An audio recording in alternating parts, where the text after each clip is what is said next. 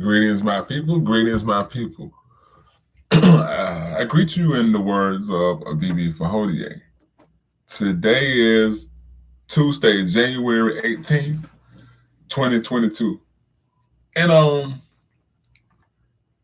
I titled this video the Monolithic Media Mob. The Monolithic Media Mob. And really should have kind of named it like the Black Monolithic Media Mob. But I'm gonna get into what I really mean by that. Um, there's a great page. Let me get it. And shout out to this brother and his page. I think everybody should check his sports information out.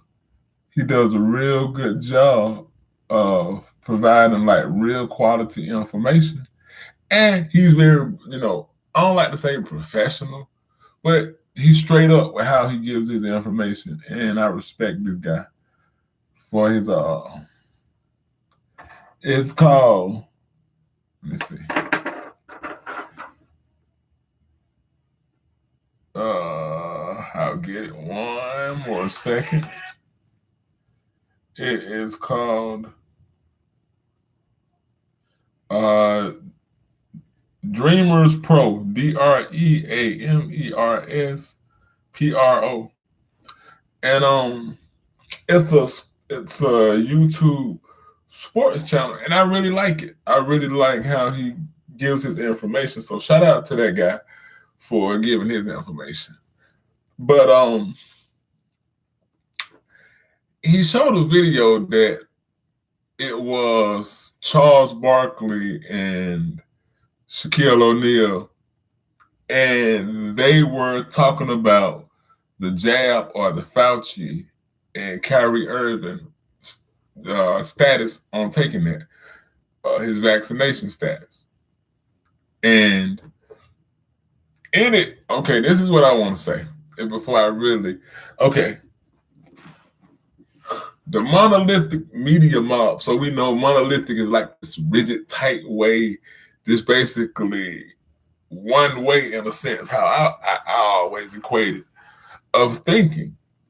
So in the world of sports, that's why I said we have to learn to teach these young boys and these sisters and these brothers, these children, these young boys and girls, something other than achieving a sport accolade is the highest pinnacle of their life.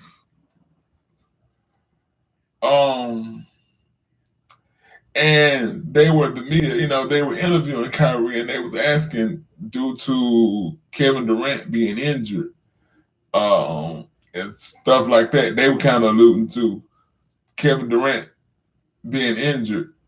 Would that change Kyrie's status on taking the jab? And he was like, no. He was like, that don't change nothing. I'm standing on my circle. It is what it is. And it's always kind of a way, because Ernie is always, they're kind of like always kind of like Ernie and Skip. A lot of those, they're kind of like the objective, neutral white guys that gives opinion. They never notice. I've never seen nobody really argue with Ernie. Ernie ever really ruffle feathers. So they're kind of talking about it. Kenny, I think Kenny kind of means well. This is all from my perspective. I think Kenny kind of means well. Kenny is never kind of vicious, but they more so use Charles Barkley and Shaq to really attack. And Shaq has not been a stranger to how he's felt about Kyrie Irving in this monolithic way, because they can only see because they made it. And basketball was the height of their life, and winning is it still the Larry O'Brien trophy?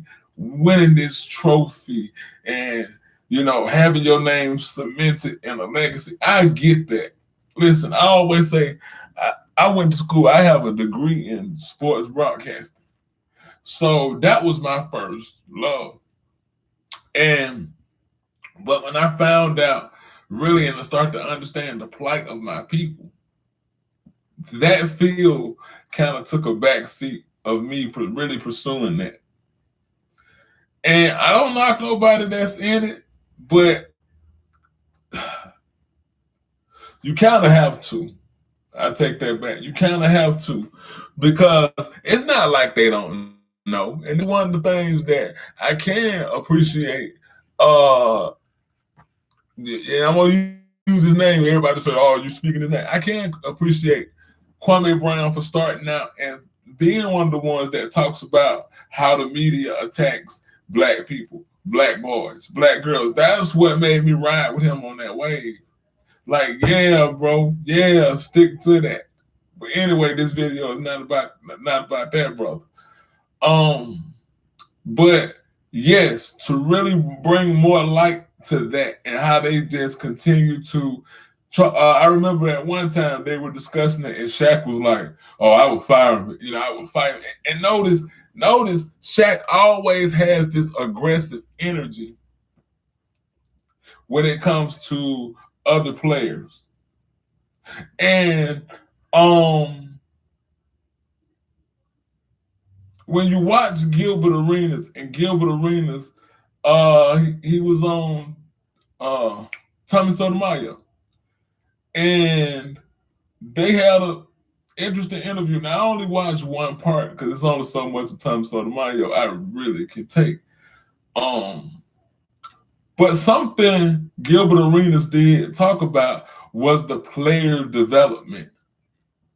He talked about the player development and how there were like no veterans to really, or like, as I take it and run a little bit further, once people retire, this is me, once people retire, they kind of just fade to what they don't, they kind of, they retire. They don't stick around, which is one of the things why I still respected Kobe after he hung it up, because Kobe was the type. He still work with Jason Tatum.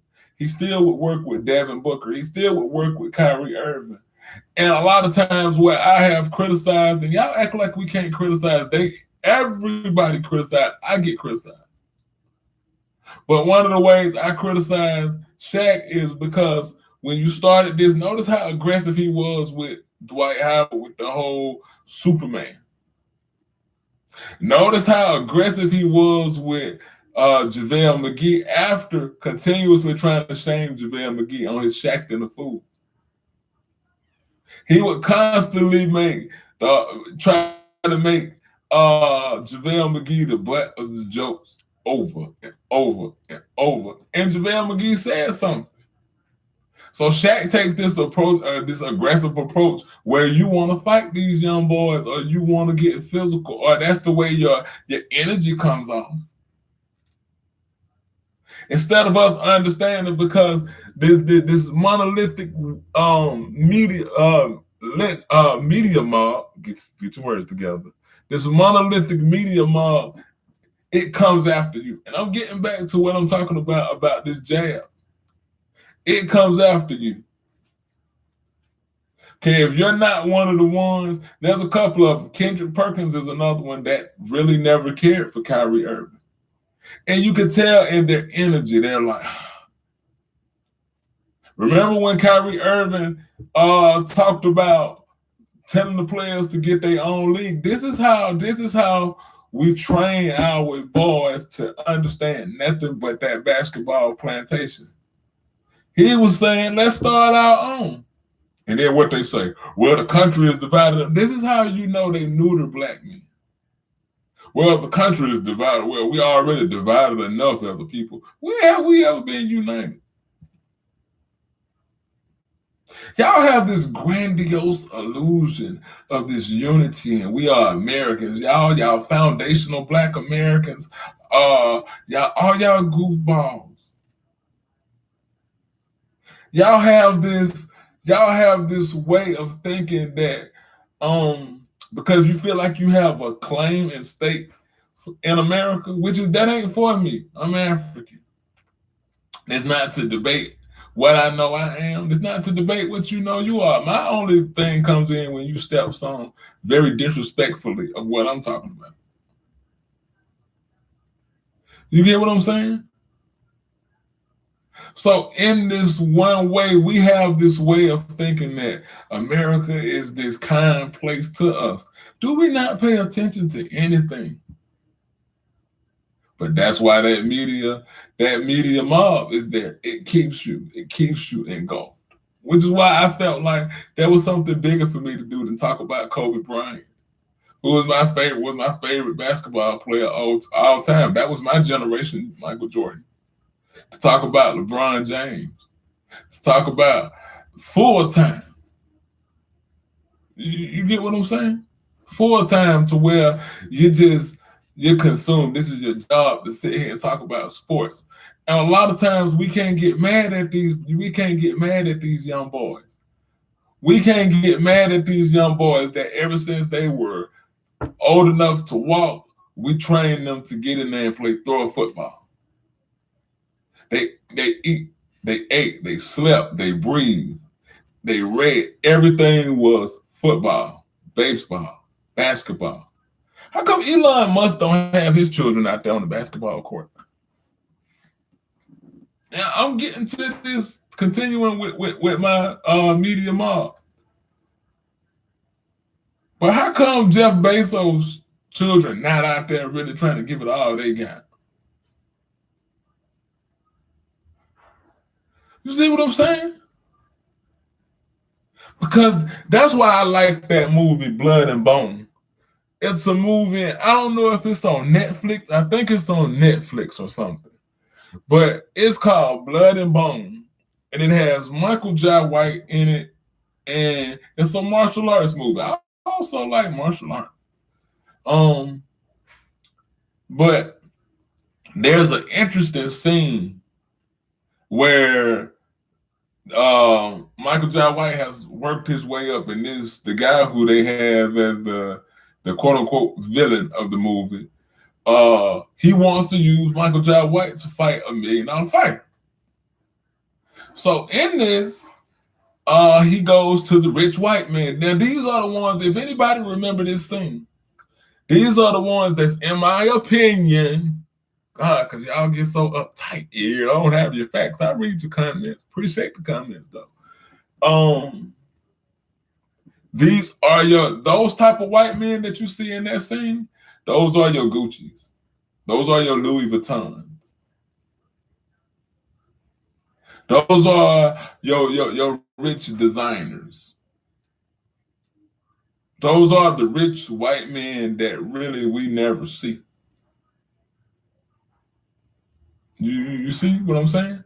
So in this movie, as he's trying to get money to fight their top fighter, black guy kind of wants in, and white guy keeps it.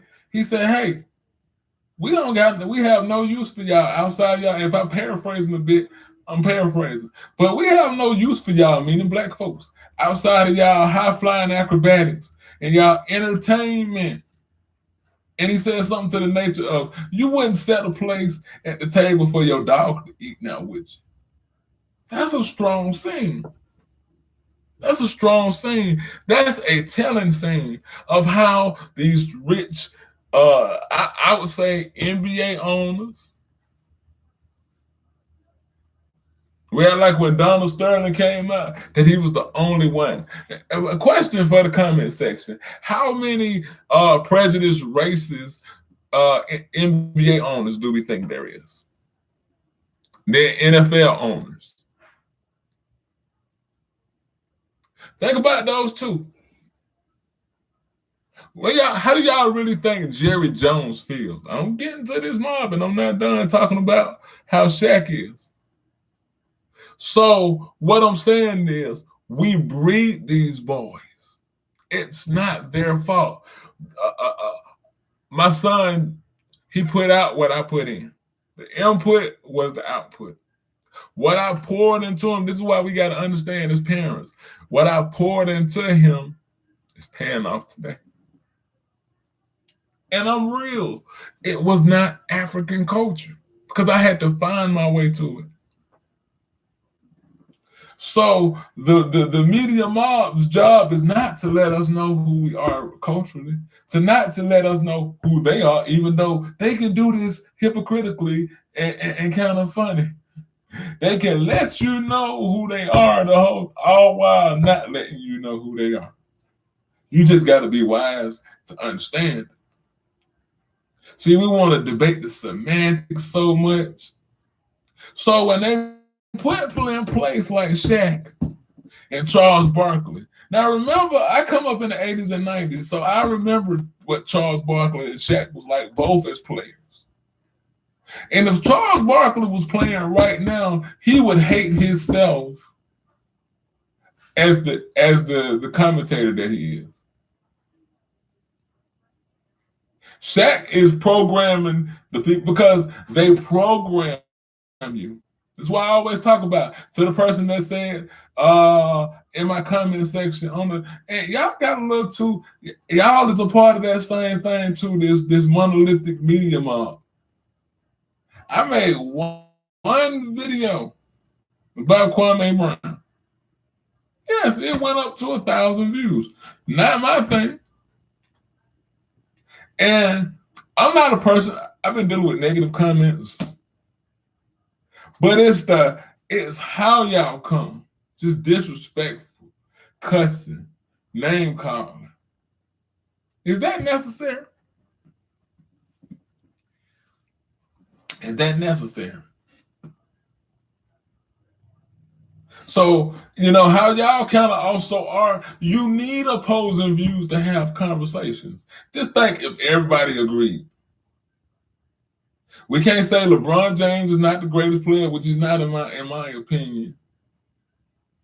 We're not allowed to say that. We hate him. And then when you ask him, you say, well, what makes him the greatest? Nobody can tell you.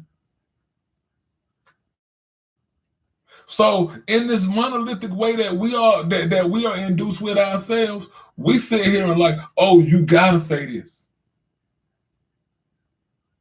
So back to the Kyrie Irving. So everybody said, so Shaq saying, get back to Shaq. So Shaq goes into saying, well, I didn't want to keep my family sick, my mother. So I sacrificed. They always talk about sacrifice, right? But they're using that word. That's twofold. They really are sacrificing themselves. So it's just like sacrifice your body. No matter what you feel, no matter what you stand on, you don't matter. I felt terrible for that young man, Andrew Wiggins. Now y'all go back. That's why I say don't just jump in my comment section emotionally. Y'all go back and y'all really read Andrew Wiggins when he was talking about how he felt so pressured and violated to take that vaccine. But he did it for his family. He did it just like the mother that working at a nursing staff company that is feeling pressured to get it. Should you really be made to feel pressure like this? But in this monolithic media mob, it's just like if you thought of having an opposing view, they use words like radical. Notice how also they'll say, oh, he's fighting for another cause now. Because they want to control the narrative of what a fighting black man or a I don't want to say revolutionary because we use that word like Malcolm X and the great teacher Malcolm X said. If we really knew what revolution meant, you jump back in your skin. So kind of like this, you don't even want to say freedom fighter. You don't know how to categorize it, but this kind of like person that stands up for injustice. Kind of how Muhammad Ali. So, okay, you want to be able to control it where LeBron will kind of play with it. He'll kind of say things. Because with us as a people, we so want something to hold on to. We want something to feel like we fighting. So we want to just get behind anybody that say anything without really understanding where they're going with their point. Or where they going with their view. Are they just saying this because it sounds good, or is because they're saying it because that's what they stand on and that's what's in their heart? So Kyrie has to just forget about what he really feels as a man, what he feels like when it comes to his body. Because remember now, they don't want you to get this jab. They don't want you to feel like you got a right with your body. Your body don't matter. So Kenny brings it up and says, well, you still can get sick. Now, we're not thinking, because panic in the media and all of this fear, it suspends your ability to really, really, really, really think. Confusion, because suspends your ability to really, really think about what was just said. So Kenny says, well, you still can get sick. And I feel kind of empathetic and I understand Kyrie. So Kenny is not forcing as much from where I heard. So, but his job is still to promote it. So it's kind of like the good pig and bad pig, or the good cop, bad cop personality. Because their job depends on them saying, get this, people are sick. Now, it's a proven thing that people that is getting it still can carry the disease. Right? But they want you to just they want to make your mind think that if you don't have it, yours is just the worst type. Does that make sense? I'm sure somebody's gonna jump in and try to give me some facts of how it makes sense. But just simply think. If you can spread it, you can spread it, whether you got it or not. So Kyrie isn't supposed to think for himself. He's supposed to think in the interest of the Brooklyn Nets. Because he signed a contract, right? Meanwhile, the rich white man that sits behind can violate his contract and void his contract at any time if he chooses to. If he chooses to. Can they not? So it's like I always say when it came to the Antonio Brown. Now, I don't listen. I don't agree with everything Antonio Brown does. That's his issue. That's his thing. But this is what I do. I do agree with that. If you want to take your job in your hand and say, hey, F this game or F this and walk off, that's your right. You just got to deal with the consequences that comes behind it. But it's funny when certain players, like I said, okay, now let's check this out. They always want you to look at his mental health, right? His mental status. I saw a lot of people make posts, oh, I hope he gets help. Hey, like I always say, if you live in America, all of us need some type of mental health. And that's just real. I don't care how much you think you got it in control. You touch with a little something. But okay, when it's Kyrie Irving, notice they try to say, "Oh, his mental status." They love to do that. Oh, his mental status. Okay, because they want to latch on him using the saying, in his opinion, that the Earth is flat. We get so up in arms with a person that has a different view. What does it mean the Earth is flat? That's his opinion. He ain't walked around trying to tell everybody this. He didn't try to build schools to teach this. That's his opinion. So they use that to say, oh, well, we know how scatterbrained he is, because they got to control how you think. This is what the Tavistock, that's another video y'all didn't see. that got some okay views. Sometimes you got to see what work and what don't. But what I won't do is use another person's name continuously. This video probably won't even get views because it won't get in there. But it's not about the views. To the person that commented and said, you had enough time, person, because I don't know who you are, but you had enough time to go through my videos and say, you got X amount of videos that has zero likes.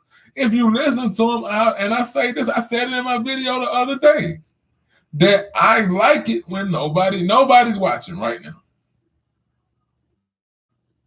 But I like it when that nobody watches because it's therapeutic for me. Again, doing something for myself. I always say, if this video, like, share, I'm just starting to say like, share. Because a sister came to me on a positive note and said, my video talking about dealing with the processes of death helped her. What y'all don't understand doesn't matter if I reach 1 or 10,000. I reach somebody. Y'all got it all twisted up because we want to always follow what's popular.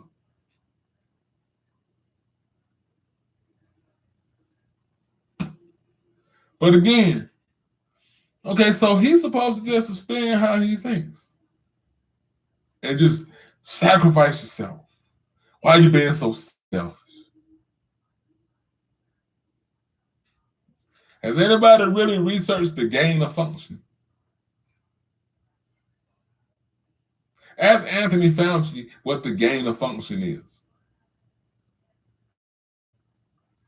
And they deny it, of course, because that's what they do. But what exactly is the gain of function? See, we got to really kind of understand. It's like pieces. You put those pieces together and you start to see a picture. And you're like, well, that don't make sense. Somebody check out Rand Paul. Like Rand Paul and Anthony Fauci always button heads. I think they was button heads last week. But check out what they're talking about. Go back and really check out what Rand Paul is accusing Anthony Fauci of. And use your own discernment whether you agree or disagree. Use your own discernment. Look before you just believe what something says and put something in your body. But we got to read. We got to read, y'all. We got to think for ourselves. But I leave you, because I'm coming up on 30 minutes and I try not to go long. I leave you how I greeted you, in the words of a BB-48, African Liberation for African People. Peace. Out.